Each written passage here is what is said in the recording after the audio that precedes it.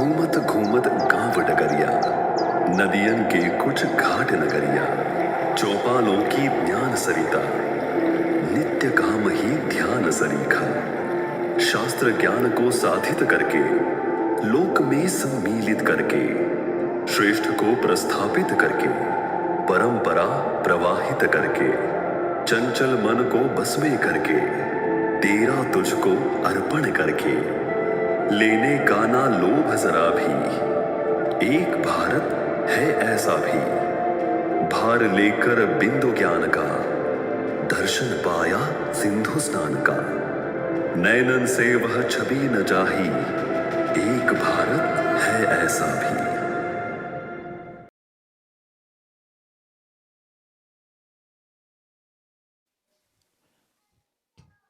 जब भी हमारे सामने कोई धर्म संकट खड़ा होता है, जब भी हमारे सामने कोई ऐसी परिस्थिति आती है जिसमें दो में से एक मार्ग का चयन करना हो, तो वो चयन करने का आधार क्या होगा?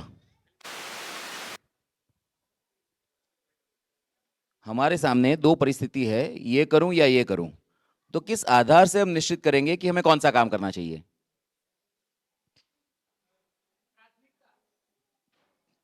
प्राथमिकता कैसे सुनिश्चित होगी? हाँ? वो तो हमने ट्रांसलेट किया। हाँ, श्रेय का मार्ग रहता है, प्रेय का मार्ग रहता है, लेकिन वो तो दो व्यक्ति के बीच के व्यवहार की बात हुई। हाँ। तो वो कहां से आता है? श्रेय और प्रेय का जो विकल्प है ना, वो विकल्प धर्म से आता है। तो धर्म कैसे परिभाषित होता है?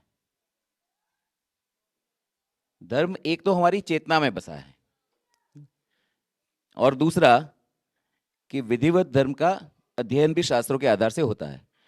जो अध्ययन नहीं भी कर सकता, उसको भी, उसके भी आचरण में, उसके भी डीएनए में, क्योंकि हम सब पुनर्जन्म में कुछ ना कुछ संस्कारों को लेकर के आते हैं, तो हमारे आचरण में, हमारे व्यवहार में, हमारी चेतना में ये व्याप्त है। और कभी कभी उसके जागरण के हेतु हमें अध्ययन की भी आवश्यकता पड़ती है। यहाँ आज जो सत्र होने जा रहा है, उसके जो सूत्रधार हैं, हमारे जो प्रिय अतिथि है, जिनके साथ मेरी भी इस वर्ष प्रथम भेंट हुई है, उनकी लिखी हुई बातों को मैं अक्सर पढ़ा करता था, और पढ़ते ही उनकी विद्वत्ता प्रत्यक्ष दिखती थी। तो आज के समय में जो अपना संपूर्ण जीवन धर्मशास्त्र के अध्ययन को समर्पित कर दे, अध्ययन के लिए, अभ्यास के लिए, अर्थघटन के लिए, भाष्यों के अध्ययन के लिए, टीकाओं के अध्ययन के लिए, ऐसे व्यक्तियों का हमारे बीच में होना सौभाग्य का भी प्रमाण है, और थोड़ा सा एक दुख की भी बात है कि ऐसे लोगों की संख्या कम हो रही है। विशेष करके भगवान श्री गणेश जी के विषय में, उनके आसपास जुड़े आभा मंडल के विषय में हमारे साथ संवाद करने हेतु हैदराबाद से पधारे हैं श्री प्रणव वशिष्ठ जी। प्रणव जी कृपया पधारें। तो प्रणव जी का मैं हार्दिक स्वागत करता हूं, और भगवान श्री गणेश जी की उपस्थिति में, कारीगर यंत्र की उपस्थिति में, और राम बाबू के द्वारा तैयार किए गए इतने सुंदर, रसिक, स्वादिष्ट, रोचक नैवेद्य की उपस्थिति में मैं प्रणव जी से निवेदन करता हूं कि वे अपने वक्तव्य के द्वारा ईश्वर के साथ साक्षात्कार करने के मार्गों के विषय में हमें और अवगत कराएं, और उनका जो विषय है उसको समझने के लिए मेरा सबसे निवेदन है कि हम अपनी सभी इंद्रियों को इसी दिशा में प्रवृत्त करें और बड़ी शांति बनाए रखें, पूरा ध्यान संवाद के ऊपर रखें। तो प्रणव जी अपनी बात यहाँ प्रारंभ करेंगे। विघ्नेश्वराय नमः। श्री गुरुभ्यो नमः। हरि ओम। नमोस्तु रामाय सलक्ष्मणाय देव्यै च तस्यै जनकात्मजाय। नमोस्तु रुद्रेन्द्र यमानिलेभ्यो। नमोस्तु चंद्रार्कमरुत्कणेभ्यः। सुरासुरैः सेवितपादपङ्कजां करे विराजत् कमनीयपुस्तका। विरिञ्चि पत्नी कमलासनस्थिता सरस्वती नृत्यतु वाचि मे सदा।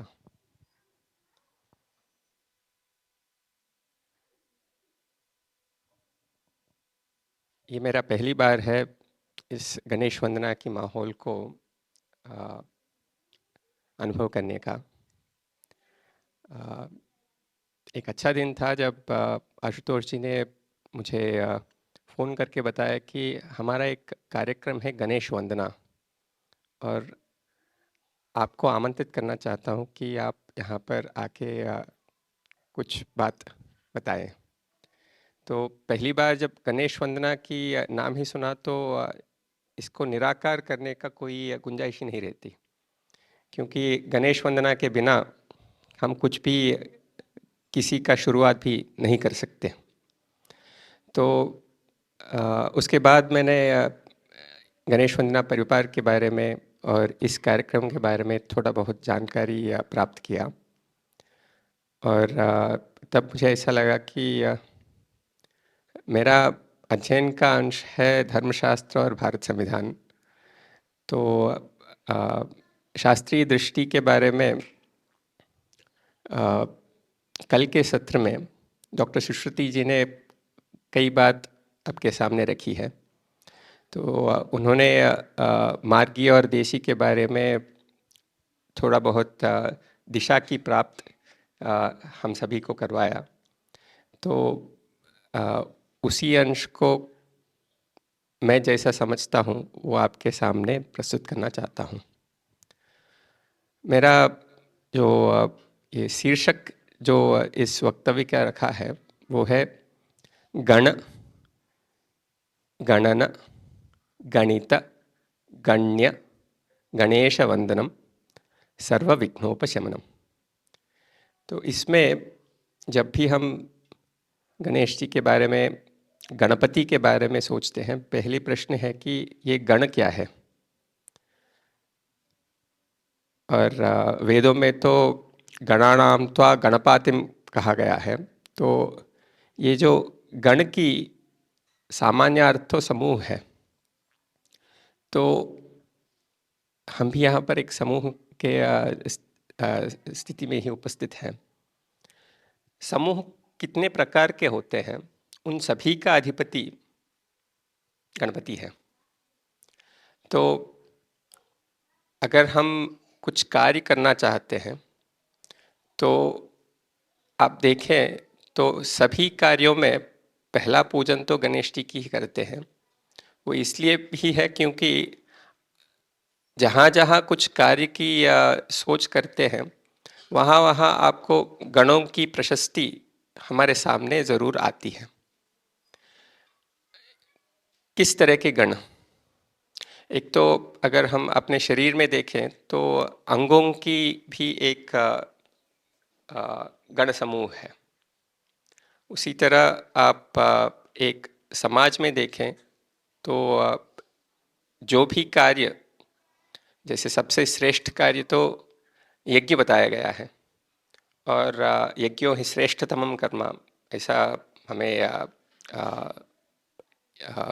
आर्षवाचक का बताते हैं। तो यज्ञ कैसे साधन, अगर साध्य बनाना है तो समूह की ज़रूरत है।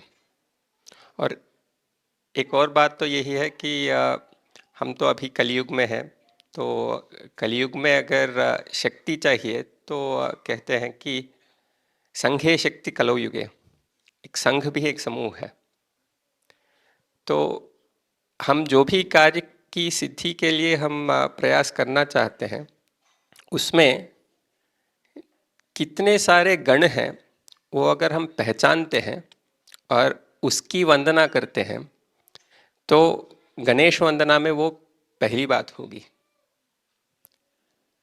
और ये जो अनेक तरह की गण हैं उनको पहचानने का काम है गणना, क्योंकि आप पहली बार तो एक विषय और विषय के बारे में क्या क्या इसमें समाहित है उन सभी को पहचानने की कोशिश जब हम करते हैं, वो काम जो है वो गणना है। तो इस गणना के आधारित भी हम एक तरह की पूजा कर रहे हैं, क्योंकि उसको जब पहचानते हैं कि ये सब इसमें समाहित है तो उससे भी एक तरह की पूजा कर रहे हैं। उसके बाद जो भी हम इन सभी गणों का पहचान कर उनको अगर किसी दिशा में कार्यरत करने के लिए प्रयास करना है तो वो गणित के बिना हो नहीं पाएगी। यहाँ पर क्योंकि इस कार्यक्रम का नाम कलाधिपति दिया गया है, कला के क्षेत्र में गणित का बहुत ही महत्वपूर्ण हिस्सा है। ये जानने का ज़रूरत भी बहुत ही महत्वपूर्ण है, क्योंकि जब हम देसी मार्गी की चर्चा करते हैं तो शास्त्र तो गणित के आधारित ही हमें एक दिशा की दिशा दिखाती है। वो कैसे होता है? हम जो भी कलाकृति करना चाहते हैं वो शायद एक शिल्पी एक शिल्प की संरचना कर रहा हो, या एक चित्रकार एक चित्र बना रहा हो, या एक गायक अपने गाना सुना रहा हो। इन सभी में एक बात तो यह है कि जब जब हम कार्य करना चाहते हैं वहाँ पर एक विधा है, जो है कि पहले हमें ज्ञान की प्राप्ति होनी चाहिए, उससे इच्छा होगी, और उस इच्छा से जब हम उसे कार्य रूप में जो भी हमारे कर्मेंद्रिय और ज्ञानेंद्रिय की उपयोग में डालते हैं तब कार्य होता है। तो इसका एक फॉर्मूला संस्कृत में बताया गया है, जानाति इच्छति अथ करोति। तो पहली बात यह है कि हमें बिना इच्छा के कोई संकल्पना नहीं बनती, और इच्छा के पहले ज्ञान की ज़रूरत है, और उस ज्ञान को हम संज्ञान में लेते हैं तभी इच्छा की पैदाइश होती है। और उस इच्छा जब वो उसकी दृढ़ता बढ़ेगी तब वो एक टेक्निकल शब्द है चिकीर्षा, तो ये इच्छा चिकीर्षित बनता है, और तब हमें ऐसा लगता है कि ये कार्य किए बिना मैं रह नहीं पाऊंगा। हमारे यहाँ बहुत सारे ऐसे इच्छा होंगे जो सभी कार्यरत नहीं होंगे, यानी वो चिकीर्षा की स्थायी तक वे नहीं आए। तो हर एक कार्य हम करते हैं उसमें ये विधा है, जानाति इच्छति अथ करोति। तो ये जो ज्ञान है वो ज्ञान भी अनेक तरह को हैं। जैसे पहली बात यह है कि कौन सा कार्य करना है, ये एक तरह की ज्ञान है। दूसरी बात यह है कि कौन सा कार्य है वो जानने के बाद क्या मैं कर सकता हूँ, या उस कार्य करने के लिए मुझे क्या क्या चाहिए, इसकी भी जानकारी हमारे पास होनी चाहिए। जब तक ये सब नहीं होगी, ये ज्ञान नहीं होगी, इच्छा की पैदाइश अगर हो तो भी वो कुछ नहीं होगा, उसका कोई आगे जाने की कोई गुंजाइश नहीं रहती। तो इसलिए हमारे ज्ञान में जो ये स्तर हैं उन सभी को देखकर तभी हम आगे बढ़ सकते हैं। तो इसीलिए गणित की जब हम चिंतन करते हैं तो ये मत सोचिए कि ये सिर्फ अंकों का खेल है। ये जो भी अभी क्या क्या किस तरह की ज्ञान हमारे संज्ञान में है तब कार्य होगी, वो सब गणित के अंतर्गत ही आएगा। ये बात हमें समझने की और पहचानने की ज़रूरत बहुत है। कई बच्चे शायद कहते हैं कि मैथमेटिक्स बहुत ही डिफ़िकल्ट है। शायद मैथमेटिक्स डिफ़िकल्ट हो, पर गणित तो आप सभी करते ही हो, ठीक है। तो ये शब्दों में थोड़ा अंतर है, क्योंकि मैथमेटिक्स में अगर आप सोचें तो जो भी मैथमेटिक्स है वो यथार्थ में कार्य रूप डाले ऐसा कार्य रूप में आएगा ऐसे हम नहीं कह सकते। पर गणित में जो भी है वो यथार्थ की ही चिंतन है, और हम तो यथार्थ में ही हैं और यथार्थ में ही काम करते हैं, यथार्थ की पहचानने के लिए हम कार्यरत हैं।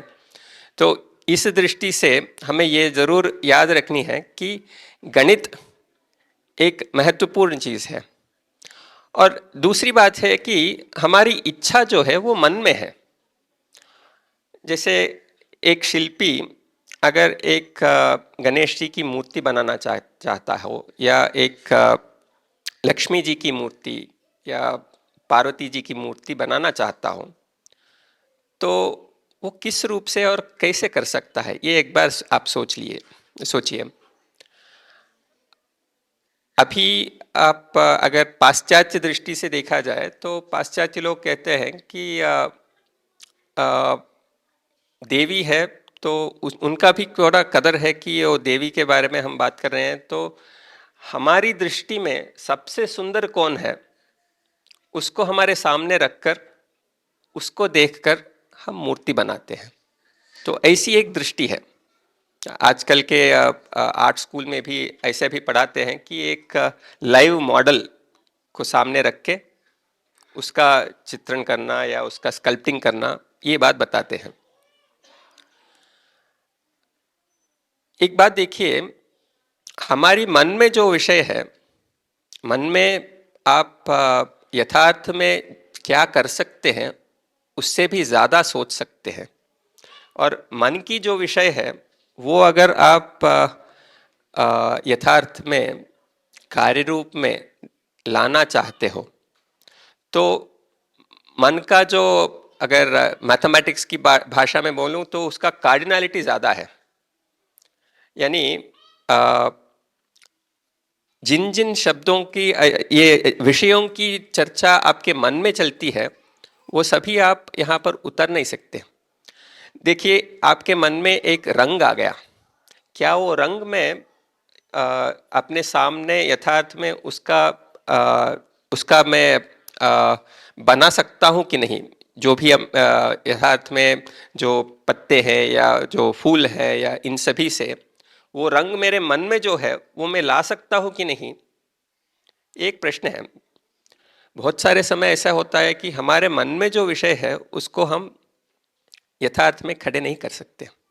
यानी ये एक बात याद रखनी है कि मन में जो है वो स्वच्छ है, और उसे जब हम यथार्थ में लाने की प्रयास करते हैं तो वहाँ से थोड़ा कुंचित होता है, यानी उससे थोड़ा कम हो जाता है। तो ये हर एक विषय में है। तो जब ऐसा है तो ये जो मन की बात जो हम कुंचित कर रहे हैं, तो वो कभी भी जिस तरह की सोच विचार हम रखे हैं उसका पूरा जो भावना है वो भावना यथार्थ में भी आए, उसके लिए क्या करना है वो महत्वपूर्ण बात है। तो शास्त्र की चर्चा वहाँ पर आती है, क्योंकि शास्त्र कहता है, देखिए आप अगर माँ पार्वती जी की एक मूर्ति बनाना चाहते हो तो वो किस मटेरियल में, किस तरह की प्रोपोर्शन से, किस तरह की मेजरमेंट से आप करें, तो आपकी मन में जो भी हो उसका प्रारूप जब यथार्थ में आप देखोगे उसमें देवी माँ की प्रतिरूप बनने की यह विधा है। ये बात शास्त्र स्पष्ट रूप से हमें बताती है। तो ये जैसे शिल्पकला में है वैसे ही आपको संगीत में जो राग और उनकी जो मैथमेटिक्स उसमें है, तो उस गणित में ये सब समाहित है। जैसे कि एक बार मैंने डॉक्टर मंगलमपल्ली बालमुरली कृष्णा जी का एक वक्तव्य सुन रहा था, तो उन्होंने बताया, देखिए हमारे शास्त्र में ये 72 मेलकर्ता रागस है, तो इनमें से हमारा शास्त्र तो एक तरह से जो भी यथार्थ में हो पाएगा उन सभी का चर्चा की गई है, पर हम गलत गा रहे हैं। मैं आपको एक उदाहरण देता हूँ, और वो उन्होंने तभी एक वायलिन से कुछ बजाकर दिखाया, और जो अभी गाने के क्षेत्र में गा रहे हैं, वो भी बताकर ये और वो ये मैच नहीं हो रहे, ऐसे उनका एक डेमोन्स्ट्रेशन था। तो ये सिर्फ उदाहरणार्थ बता रहा हूँ कि ऐसे ही सभी कला में हम जो मन में सोचते हैं, उस मन में सोचने वाली जो चीज़ है वो समझ लीजिए कि उसमें स्वच्छता है, तो वो जब यथार्थ में लाने की प्रयास करते हैं तो उसमें जो कमियां हैं, उन कमियों को किस रूप से हम पार कर सकते हैं, उसके लिए शास्त्र की ज़रूरत है। तो ये बात आपके सामने ज़रूर रखना चाहता हूँ। देखिए, मेरा ये 5 जो शब्द थी, उसका पहला था गण, दूसरा गणना, तीसरा है गणित, और ये जब ये 3 की चर्चा होने के बाद तब आपको गण्य मिलेगा। गण्य मानी क्या है? देखिए, अगर आपकी मन में जो विषय है वो आप यथार्थ में ला रहे हैं, जो शास्त्र के आधारित है, तब वो गण्य बनेगा।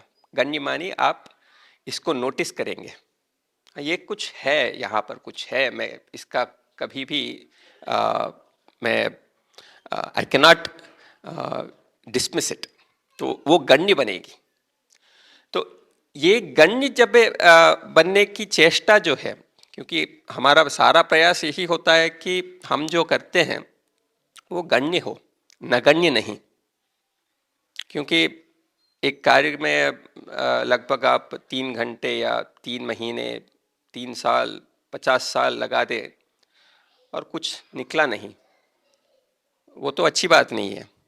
ये बात तो सच है कि हमारा प्रयास जो भी है उसका फल, जितना प्रयास किया उसका फल तो ज़रूर मिलेगा, पर वो कब मिलेगा और कहाँ पर मिलेगा, उसका भी अगर आपको कदर हो और आप चाहते हैं कि आपकी जो अभी की प्रयास है वो अभी ही आपको, जैसे सोच लीजिए आप खाना पका रहे हो, मैं आज खाना शुरू करता हूँ पर परसों उसके वो पूरा पक गया, तो सोच लीजिए कि घर में कैसा होता है। तो आपको अभी खाना है ना, तो इसलिए आपको ये ज़रूर दृष्टि में रखना होगा कि किस वक्त में ये है, और ये सब भी आपके दृष्टि में होना चाहिए ना। तो गण्य बनना है, और उन गण्य में जो अग्रगण्य है वो है गणेश जी। तो अभी जब गणेश वंदना कर रहे हैं तो हम इसी में गण की वंदना, गणना की वंदना, गणित की वंदना और गण्य की वंदना, ये सभी कर रहे हैं। और इसमें एक और बात है कि जब गणेश जी की वंदना करते हैं तो आप सभी जानते हैं, शुक्लांबरधरम विष्णुम शशिवर्णम चतुर्भुजम प्रसन्नवदनं ध्यायेत् सर्व विघ्नोपशांतये। तो ये सर्व विघ्नोपशांतये इसलिए कह रहे हैं क्योंकि सृष्टि में या सृष्टि की संरचना ऐसी की गई है कि जो भी कार्य हो वो विघ्न के बिना नहीं होता। तो क्योंकि विघ्न एक यथार्थ का अंग है, उसे पार करने के लिए हमें विघ्नेश की ज़रूरत पड़ी है। तो भगवान जो प्रणव स्वरूपा है, वो विघ्नेश्वर के रूप में हमें जो भी कार्य है उसमें समाहित विघ्नों को पार करने की एक दिशा दे रहे हैं। यहाँ पर मुझे एक भगवत गीता के एक श्लोक का उद्धृत करना समझ से लग रहा है। ये है कि 18वीं अध्याय में जो भी कार्य है, तो उस कार्य को अगर सफल आप करना चाहते हो तो क्या क्या चीज़ों की दृष्टि आप में रहनी चाहिए, ये प्रश्न है। तो भगवान श्री कृष्ण ने बताया, अधिष्ठानम तथा कर्ता करणम चैव पृथक विधम विविधाश्च पृथक चेष्टा दैवम चैवात्र पंचमम। यहाँ पर 5 चीज़ें बताई गई हैं। तो 5वां है दैव। दैव मानी जो अदृश्य है, जो हमारे हाथों में नहीं है, उसके बारे में। और गण, गणना, गणित, गण्य, गणेश में गणेश जी भगवान है, वो दैव है जी। तो आपको जो भी कार्य, जैसे आपका एक सही ज्ञान है और ज्ञान से इच्छा पैदा हुई और कार्य करने जा रहे हैं, वो कार्य करने में पहली बात यह है कि आप वो कार्य करने में आप अधिकृत है या नहीं, वो पहली बात है। अगर आप अधिकृत हो तो आपका शरीर वहाँ पर अधिष्ठानम है। अंग्रेजी में और मैथमेटिक्स में लोकस कहते हैं। तो जहाँ जहाँ पर आपको कार्य करने की अधिकार है, वहाँ वो धर्म पालन करने की आप में सामर्थ्य वैसे ही समाहित हो जाएगा अगर आप उस दिशा में कार्य करें। ऐसा भी होता है कि आपका इच्छा होता है कि कुछ कार्य करने का, पर जितना भी आप कोशिश करो वो नहीं होगा। वो इसलिए नहीं होगा क्योंकि शायद आप अभी अधिकारी नहीं हो वो कार्य करने के लिए। तो अधिकृत बनना जो है वो महत्वपूर्ण बात बनेगी। हम सभी भी अधिकारी बन सकते हैं, वो बनने के लिए विधा है। वो विधा के लिए भी हमें शास्त्र की ही एक मार्ग निर्देशन की जरूरत पड़ेगी। अभी अधिष्ठानम तथा कर्ता, जब अधिष्ठानम जो जहाँ पर ये कार्य होना है वो जब और किसको करना, वो उसका बाद का प्रश्न है। वो किसको करना है, वो करता है। वो कर्ता कैसे करेगा, उसका कोई इंस्ट्रूमेंट्स चाहिए, करण चाहिए, और वो भी अनेक तरह की है। और उन सभी कारणों से यह कर्ता उस अधिष्ठान में कार्य कर रहा है।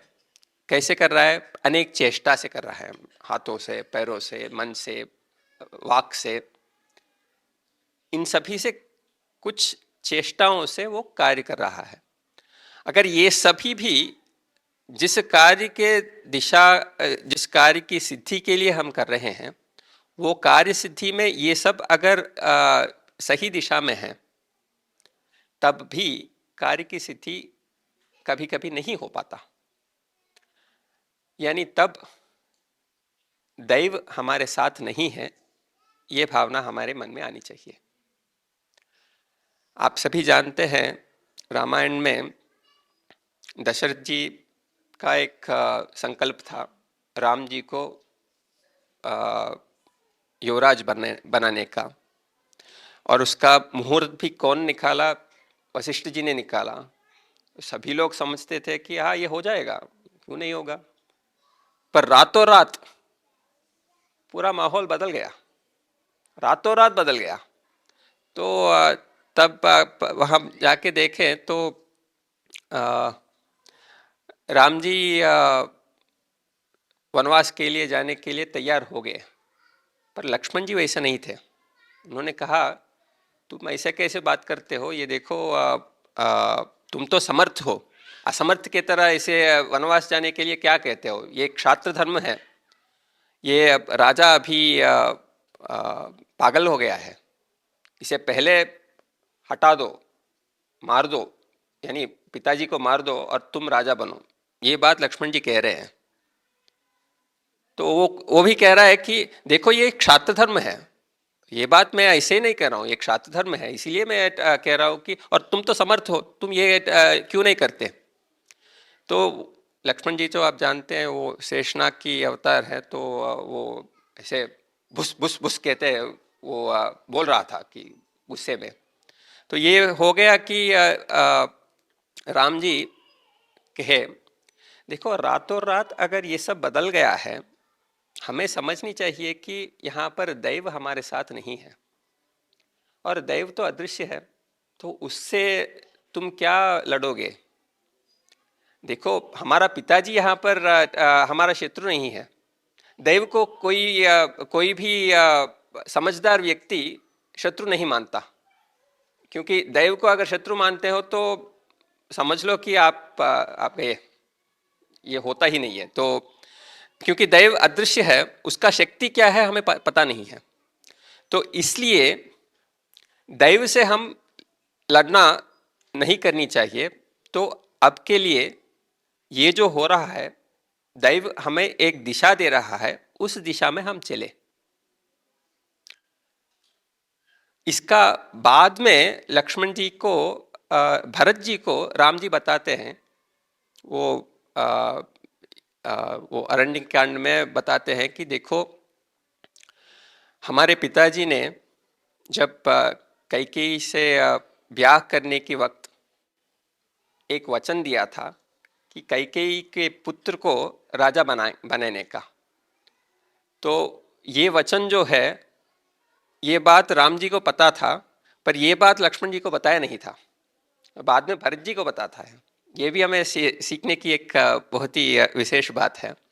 तो ये सब कहने का मतलब है कि अभी दैवम चैवात्र पंचम जो है, उसे हमें दृष्टि में रखना है, और हमारे जो भी कार्य है दैव के अनुकूल्यता से हम कर पाएंगे, नहीं तो कर नहीं पाएंगे। तो दैव की अनुकूल्यता कैसी होगी, ये बात बताकर मैं अपना वक्तव्य को समाप्त करूंगा। तो देखिए, हम जब देवता को मानते हैं तो देवता की 3 शरीर हैं। जैसे आप जानते हैं, हमें में 3 शरीर है ना। एक तो स्थूल शरीर है, दूसरा सूक्ष्म शरीर, तीसरा कारण शरीर, और चौथा है महाकारण शरीर। महाकारण शरीर तो सभी को एक ही है। तो ये 3 शरीर सभी जीवों की है। तो उसमें अगर आप देवता की इन 3 शरीरों के बारे में बात करते हैं, तो देवता का स्थूल शरीर जो है वो यंत्र है, सूक्ष्म शरीर जो है वो तंत्र है, और कारण शरीर जो है वो मंत्र है। और हम उस देश के वासी हैं जिस देश में गंगा बहती है। तो हमारी यह मानना है कि यहाँ पे जो जो वस्तु जड़ है, उस जड़ में भी हम चेतना स्वरूप देवता को देखकर उसे नमस्कार करते हैं। एक पेड़ है, अश्वत्थ वृक्ष है। अश्वत्थ वृक्ष तो जड़ है, जड़ पदार्थ को हम कभी नमस्कार नहीं करेंगे, पर उस अश्वत्थ वृक्ष से संबद्ध जो अभिमानी देवता नारायण है, उस नारायण की नमस्कृति हम कर रहे हैं। तो चेतना स्वरूप की नमस्कार करना हम में जो ये विधा है, वो हर एक कार्य में जब हम दृष्टि में रखते हैं तब बहुत कुछ हो पाएगा, क्योंकि तब दैवानुकूलता हमारे साथ रहेगी। यथार्थ में 3 तरीके की बातें हमें करनी चाहिए। एक तो अधिभूत, दूसरा अधिदैव, तीसरा अध्यात्म। अध्यात्म कारण होता है और अधिभूत में कार्य करते हैं। अगर कारण कार्य रूप में यथार्थ में उसका बदलाव हो रहा है, तो वो तभी हो पाएगा जब अधिदैव हमारे साथ हो। ये बात, ये मेरे सामने एक वस्तु है, ये वस्तु मैं देख रहा हूँ। तो जब मैं देख रहा हूँ तो इसमें ये वस्तु अधिभूत में है, और यहाँ पर ये सब लाइट्स हैं, जो लाइट्स की मूल में अग्नि तत्व है। तो उस अग्नि अधिदैव है, जिसके आधार से मैं देख रहा हूँ, और इस देखने में मेरा नेत्र मुझे सहायता दे रही है। तो ये नेत्र अध्यात्म है। तो जो भी विषय है, आप इस दृष्टि से देख पाएंगे कि अधिभूत, अधिदैव, अध्यात्म, ये 3 सभी समय कनेक्टेड हैं। इन सभी को जब हम सामंजस्य के आधारित पर हम देख पाएंगे, तब हम ये जो गण, गणना, गणित, गण्य और गणेश वंदना कर रहे हैं, ये भावना हमें रहनी चाहिए। बस यही बात है। नमस्कार।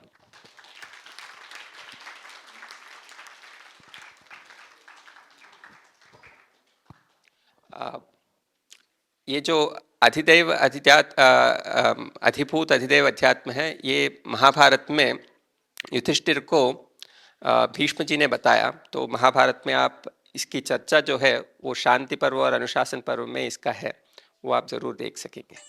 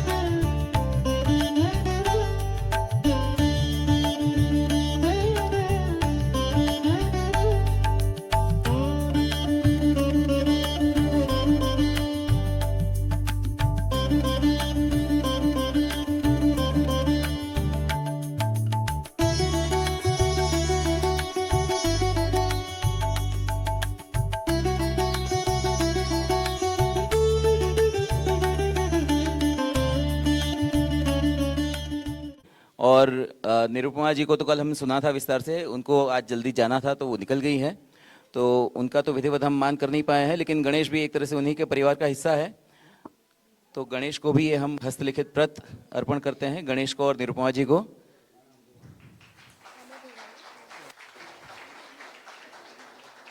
अच्छा, गणेश को गणेश का आशीर्वाद तो बनता ही है।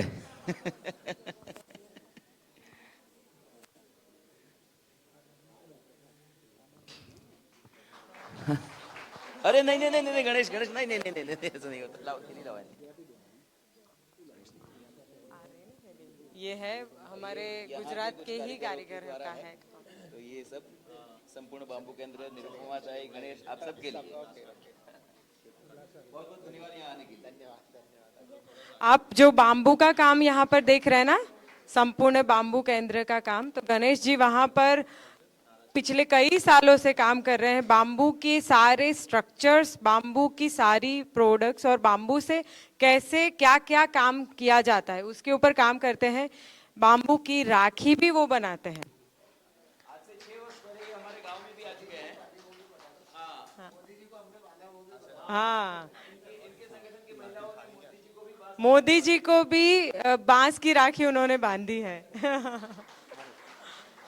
मित्रों, यदि आप एक भारत ऐसा भी को आर्थिक सहयोग करना चाहते हैं और आप चाहते हैं कि हम इसी तरह से कहानियाँ आपके समक्ष प्रस्तुत करते रहें, तो आप इच्छित धनराशि यहाँ दिए गए QR कोड से हमें ट्रांसफ़र कर सकते हैं।